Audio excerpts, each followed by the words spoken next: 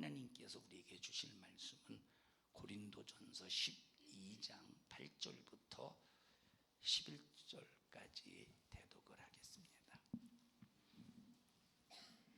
어떤 이에게는 성령으로 말미암아 지혜의 말씀을, 어떤 이에게는 같은 성령을 따라 지식의 말씀을, 다른 이에게는 같은 성령으로 믿음을, 어떤 이에게는 한 성령으로 병 고치는 은사를, 어떤 이에게는 능력 행함을, 어떤 이에게는 예언함을, 어떤 이에게는 영들 분별함을, 다른 이에게는 각종 방언 말함을, 어떤 이에게는 방언들 통역함을 주시나니 이 모든 일은 같은 한 성령이 행하사 그 뜻대로 각 사람에게 나눠 주시느니라. 아멘. 오늘 성령에 관해서 오늘 20번째 만나 더디는 것 같은데, 말씀을 들을 때 오늘 여러분 모두 꼭 성령이 주시는 은사를 통해서 신앙생활을 더 하나님의 기쁘신 뜻대로 사용당하면서 하나님의 기쁨이 되기를 주님의 이름으로 축원합니다.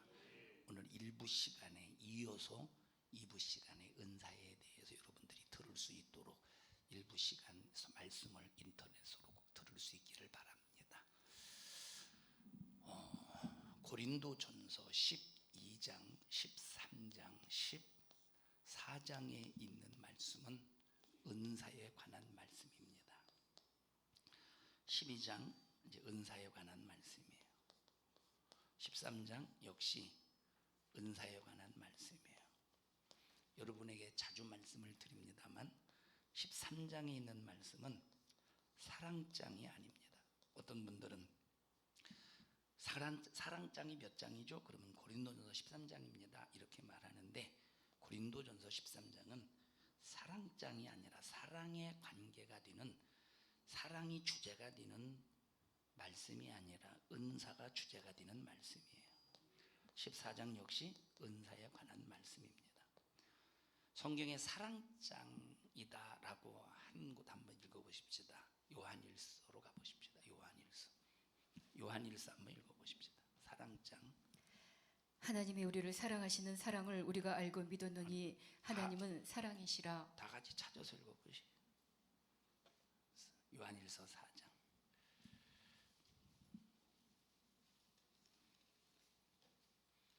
몇 절부터 읽었어요? 16절 읽었습니다. 어디를? 4장 16절 읽었습니다. 7절부터 읽읍시다. 7절 시작. 사랑하는 자들아, 우리가 서로 사랑하자. 사랑은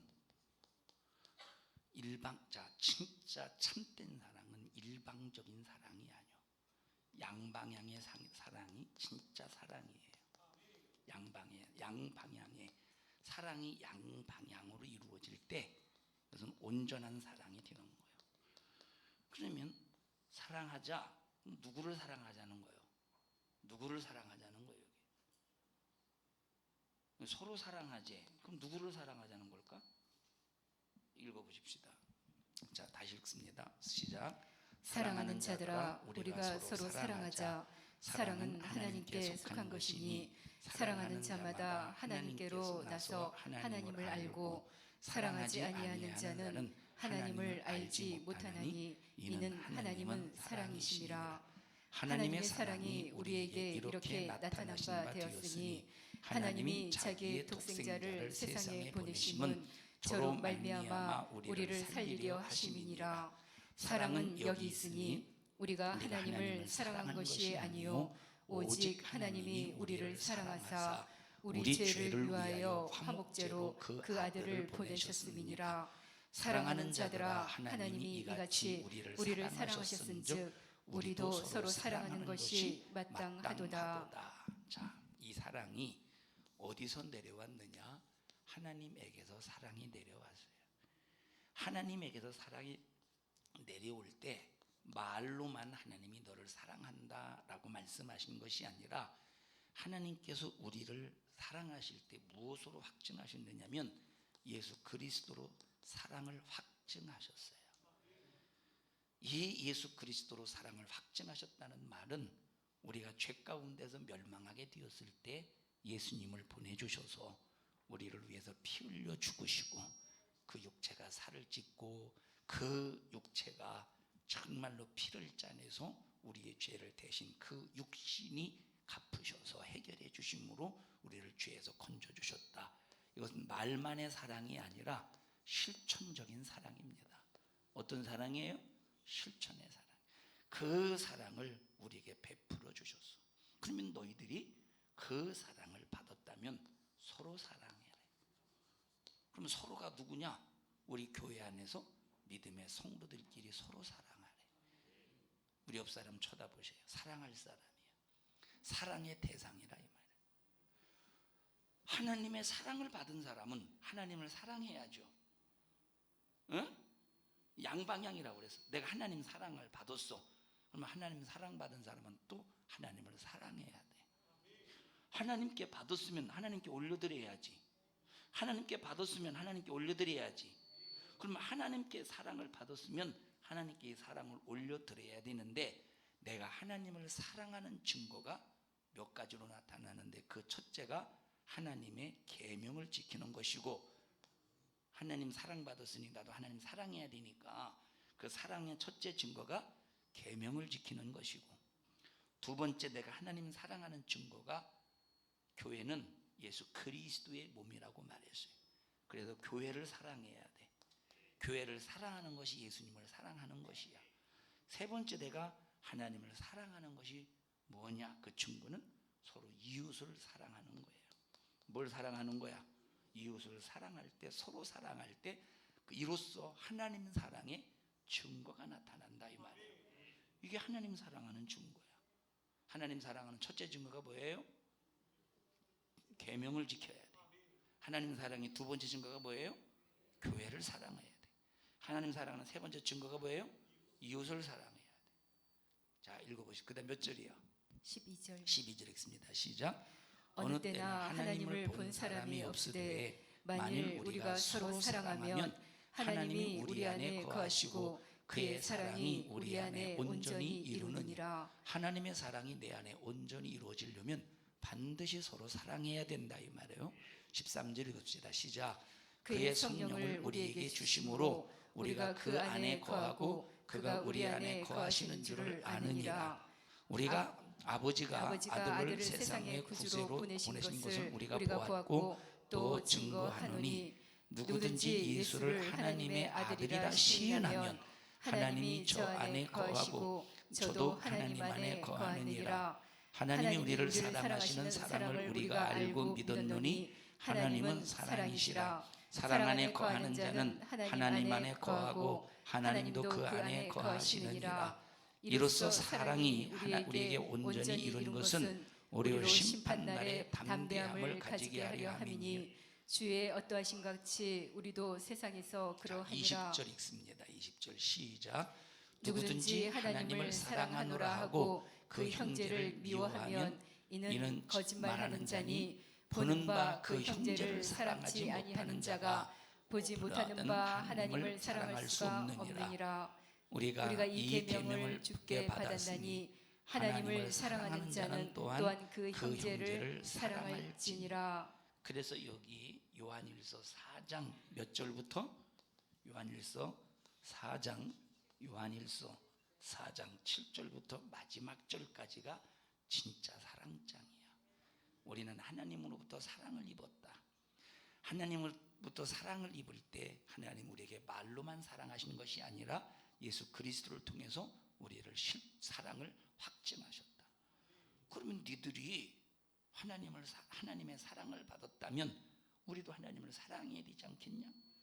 하나님을 사랑하는 증거를 나타내야 돼. 그것이 뭐냐? 이웃을 서로 사랑해야지. 이웃을 서로 사랑함으로 말미암아 하나님의 사랑이 온전해진다는 거예요. 이웃을 사랑할 때 드디어 하나님의 사랑이 온전해진다는 거예요. 이것이 어디 안에 들어있대? 계명 안에 들어있다 이 말. 그래서 우리가 하나님의 계명을 지키고 이웃을 사랑하는 것이 하나님 사랑의 증거예요. 하나님 사랑받음. 이것이 진짜 사랑장이고, 고린도전서 13장은 사랑장이 아니라 너희들이 은사를 활용하려면, 너희들이 성령을 통해서 은사를 나타내려면 반드시 뭐가 있어야 돼요? 사랑이 기본이 되어야 된다는 거예요.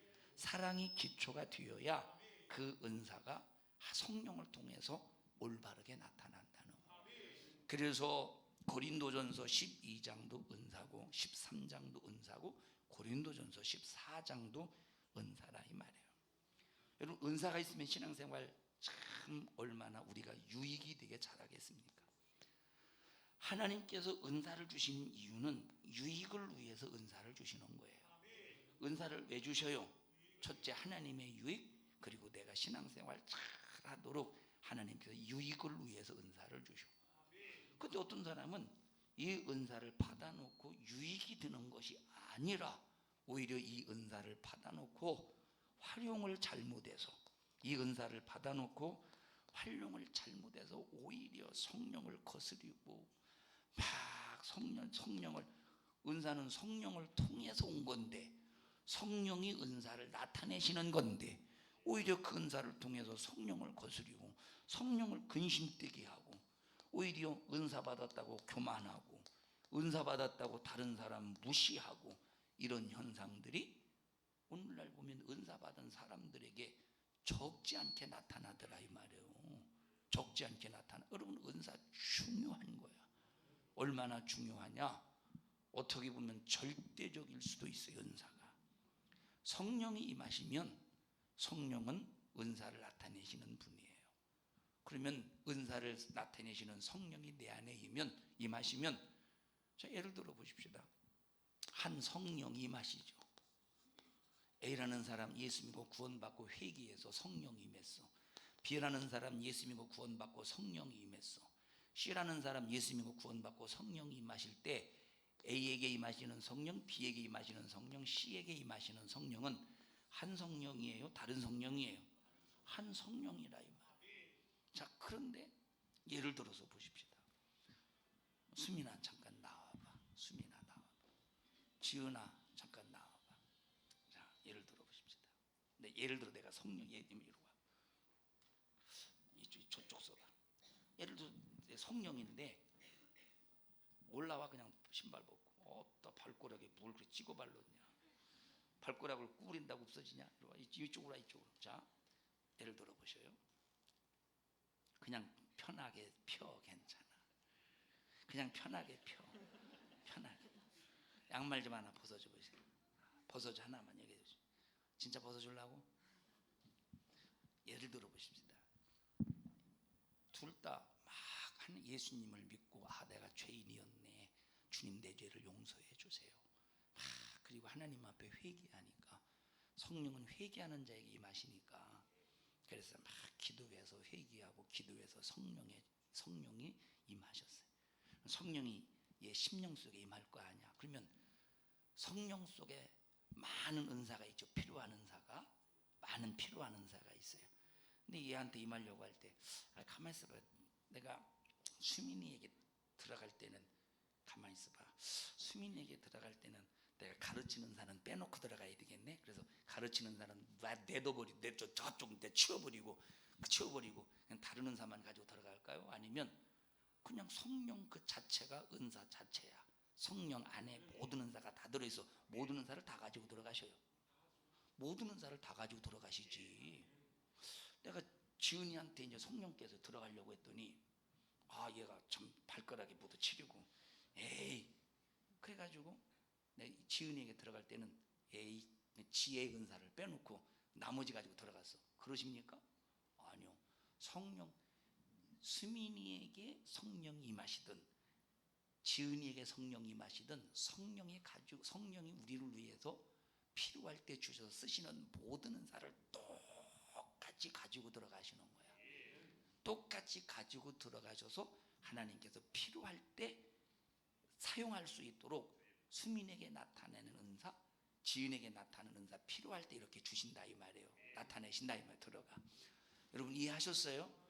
그러니까 성령은 한 성령으로 모든 것을 각자에게 필요한 대로 나눠주시는 게 은사야. A에게, 예를 들어 보십시다. 하나님이 이제 A를 봤더니 예를 들어서 이제 이 은사가 있다고 해보십시다. 은사 여러 가지 은사가 있어요.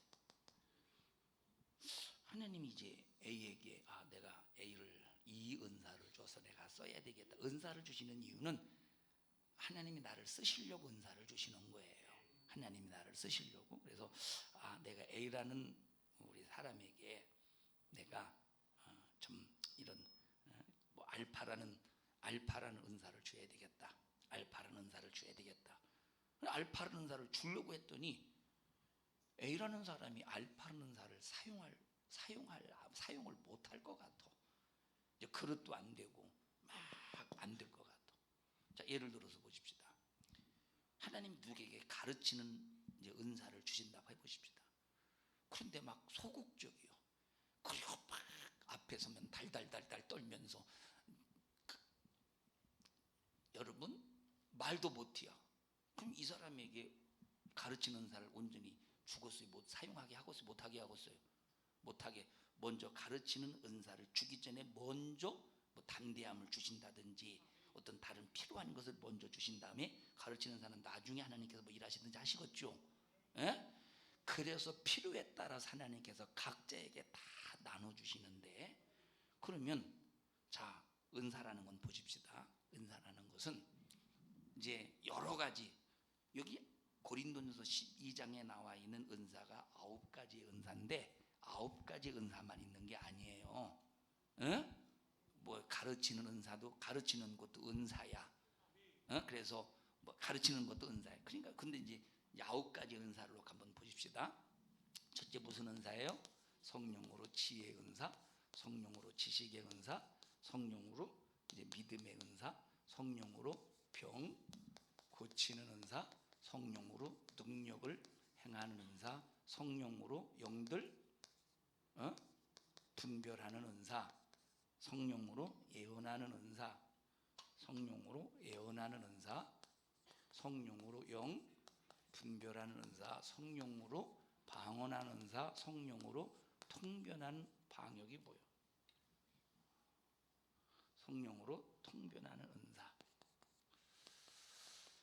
자, 하나님께서 우리에게 지혜를 주셨다고 했지. 성령께서 이제 하나님 나에게 지혜의 영을 주세요. 지혜의 영을 주세요. 하나님 참 제가 지혜가 없어서. 그래서 성경에 뭐라고 말했습니까? 너희들이 지혜가 부족하거든 차고 넘치게 역사하시는 하나님 앞에 구해서 뭘 얻으래? 지혜의 은사를 받으래요. 하나님 지혜가 없으니까 너무 내가 깨닫는 것이 부족합니다. 주여 나에게 지혜를 주세요. 지혜를 주세요. 지혜를 주세요. 그래서 하나님이 막 지혜를 사무에서 구해서 하나님이 지혜의 은사를 주셨다고 해보십시다. 지혜의 은사를 주셨더니 성경의 말씀을 읽어가면서 깨닫는 거. 이 말씀이 그 말씀이었구나. 야, 이게 우상 숭배하지 말라고 했던 이 말씀이 그냥 단순하게 우상 앞에 절하지 않고 단순하게 그것만 우상 숭배 안 하는 게 아니라, 야, 막 이런 것도 내 속에서 내가 하나님을 믿노라고 말하면서 내가 하나님 말고 참 다른 것을 더 의지하는 이것도 우상 숭배구나. 야, 이런 것도 우상 숭배구나. 막 해가면서 이런 지식적으로 막 더 깨달아가네. 예? 지혜 은사를 줬더니 막 그 지혜를 잘 활용해가면서 깨닫는 만큼 어떻게 하는가 봤더니 순종해 가더라 이 말이에요. 뭐를 해가? 순종하는 거예요. 지혜 은사 줬어. 깨달아 놓고 말만 막 하나님은 이런 분입니다. 가르치려고만 하지 저는 깨달은 대로 순종도 아니요. 그 하나님은 그런 분이 아니요. 해가면서 막 가르치려고만 하지 순종은 안 하네. 그러면 하나님이 지혜 은사를 주어놓고 너 이 자식아 깨닫기만 하고 너는 왜 그렇게 아무것도 안 하고 넌 뭐 하는 짓이냐? 실망하시겠어요? 안 하시겠어요? 실망하시지.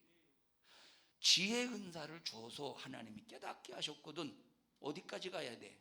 순종까지 가야지. 여러분, 자, 믿음으로써 구원받는다라고 그러죠. 응? 그 믿음으로써. 그럼 여기서 말하는 믿음이라고 하는 원어를 보면, 믿음이라고 하는 원어를 보면 그 원어를 해석해 보면 믿음이라는 원어를, 이제 믿음의 원어가 있을 거 아니에요. 믿음이라는 원어를 해석해 보면 믿는다, 신실하다, 충성되다라고 하는 의미가 있어. 이해하시죠? 믿음이라는 그 원어를 다시 우리나라 말로 해석을 하면 뭐가 돼요? 첫째, 믿는다. 그 다음에 신실하다, 충성되다. 믿는다는 타동사야. 신실하다, 충성되다는 형용사예요. 자, 그러면 우리가 이제 믿음으로써 구원받는다라고 하니까 그냥 생각만, 믿습니다, 그렇게만 생각하면, 그렇게만 한다고 우리가 구원받는다 이렇게 오해할 수 있다 이 말. 그래서 진짜 믿으면 우리가 어떤 삶을 살아야 되느냐? 믿으면 신실한 삶까지 동반되어야 된다는 거. 네가 믿으면 충성된 삶까지 동반되는 게 진짜 믿음이라 이 말. 믿음 속에 믿음이 들어있고, 믿음 속에 신실함이 들어있고, 믿음 속에 충성함이 들어있어. 한마디로 말하면 믿음 속에 뭐가 들어있는 거예요? 믿음 속에 순종이 들어있다 이 말이에요. 그래서 이 지혜 은사를 줬더니 막 깨닫는 만큼 막 순종하는 거예요. 깨닫는 만큼 순종하는 거예요. 처음에 예수 믿을 때는 아무것도 몰라. 그래서 하나님께서 설교를 통해서 또 성경 읽으면서 깨닫게 하셔. 주일날 일하지 마. 주일날 일하면 안 되는구나. 어떤 손해가 와도 주일날 일 안 하려고 몸부림을 치며 순종하네. 하나님이 관심 가질 거 아니오. 이 녀석 보게 하나님의 말씀을 크게 여기네. 11조 해라. 아무리 급박하게 쓸 일이 있어도 하나님께 구별도는 절대 손대지 않고 딱 가장 첫 번째 구별해놓고, 아무리 힘들어도 하나님 앞에 팍 의와인과 신을 더해서 또박또박 드리네. 이 녀석 보기에 막 이렇게 순종할 때 하나님께서 섬세한 예민한 감각 속에서 하나님의 심정을 알게 하시고, 하나님의 뜻을 알게 하시면서 하나님의 심정을 알게, 그게 지식의 은사라 이 말이에요. 다시 말하면 문장으로 아는, 지식은 아는 거죠. 지식이 뭐예요? 지식이 뭐예요? 아는 거야. 그러니까 이 지식 문장으로만 아는 게 아니라 하나님의 무엇까지 느껴져? 너 무엇까지 뭐를 느껴? 하나님의 심정까지 깨닫고 하나님의 심정까지 알아간다 이 말이에요. 그러니까 하나님께서 지혜 은사를 줬더니 깨달아가면서 막 뭐를 했어? 순종하는 거야. 순종을 한다 이 말이에요. 그러니까 순종을 이렇게 해가면서 막 하나님 뜻대로 어쨌든 살려고 하다 보니까 하나님께서 무엇까지 알아가게 하시느냐? 성경이라는 지식의 말씀을 읽고 성경이라는 지식의 말씀을 들을 때 하나님의 심정까지 알게 되는 거예요. 그렇구나. 주여, 내가 이런 부분에서 주님의 심정을 헤아려 드리지 못해서 하나님 나 때문에 속 많이 썩으셨겠네요. 주님 용서해 주세요. 주님의 심정 가지고 주님을 불편하게 드리지 않도록 신앙생활 잘하게 해주세요. 막 이렇게 하나님과 신령한 거래를 해나가다 보니까 하나님의 말씀이 믿어지기 시작하는 거예요. 지혜가 생겼죠. 깨닫죠. 지식이 왔죠. 알게 되죠. 깨닫고 알아지니까 당연히 믿어지지.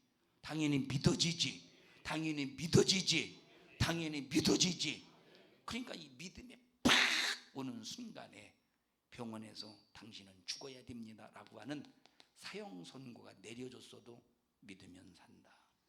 믿으면 영광을 보리라. 믿음으로 이루리라.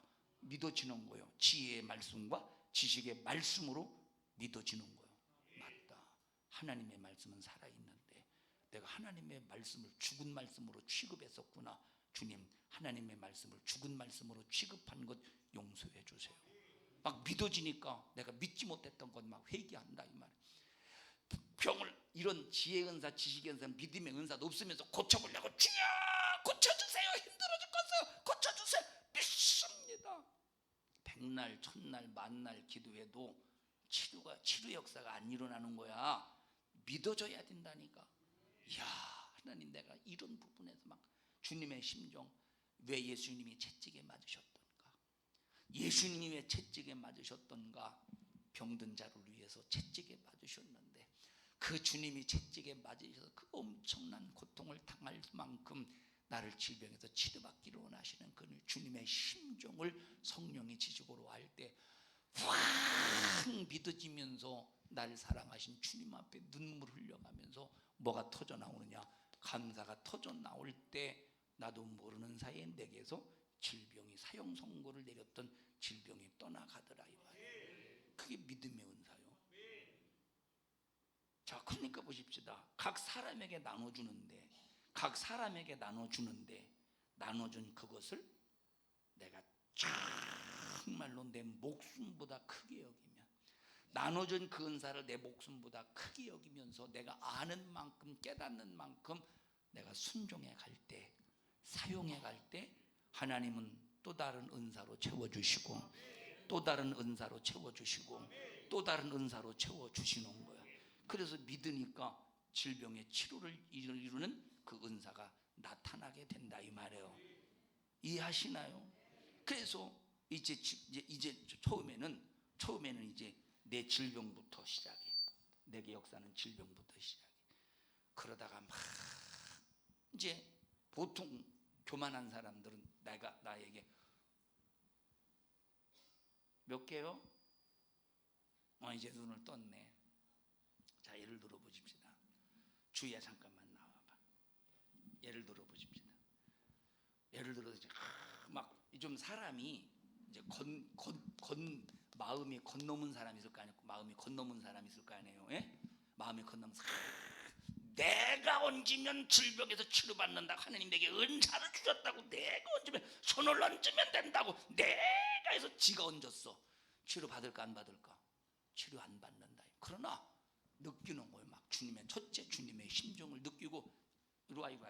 주님의 심정을 느끼고 막 병든 자의 막 심정을 느끼니까 막 마음이 아픈 거예요. 그래서 하나님, 이제 그 심정을 지혜의 은사, 지식의 은사를 통해서 그 심정을 느꼈잖아요.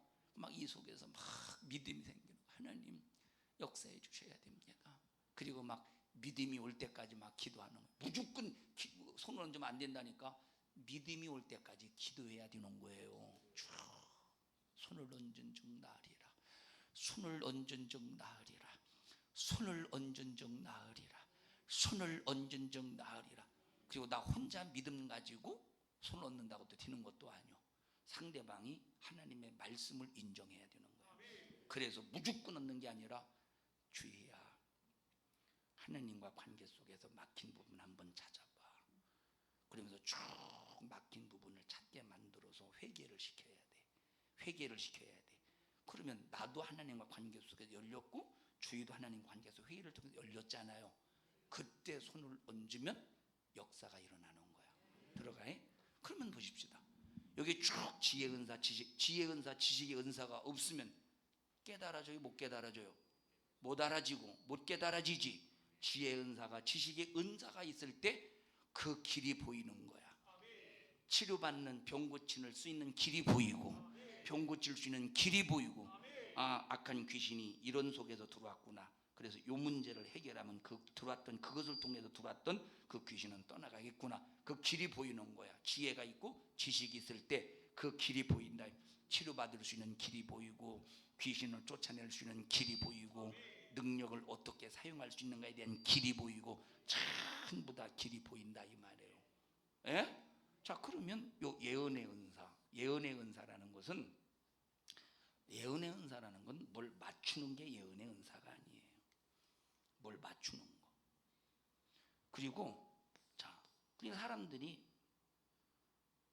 또 미래에 대해서 궁금하니까 교회에서 집사들이, 권사들이, 또 심지어 장로, 또 심지어 목사까지라도 하도 미래에 대해서 궁금하니까 자기 신분을 숨기고 이제 무당을 찾아가는 사람들도